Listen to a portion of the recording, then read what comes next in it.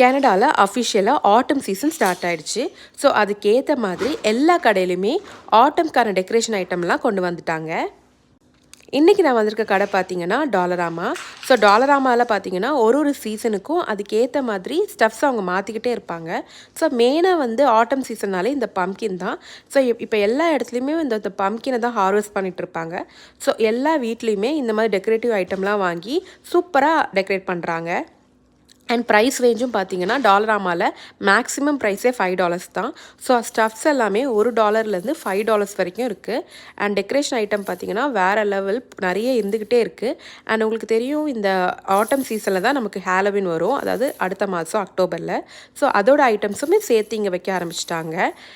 So எல்லா கெனடியன்ஸுமே இந்த ஆட்டம் சீசனில் அவங்க வீட்டை இந்த மாதிரி அழகாக டெக்கரேட் பண்ணுவாங்க.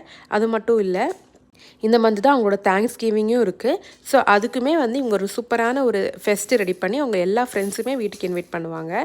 இந்த பம்கின் பாருங்களேன் எவ்வளோ க்யூட்டாக இருக்குன்னு. இது வந்து $1 தான்.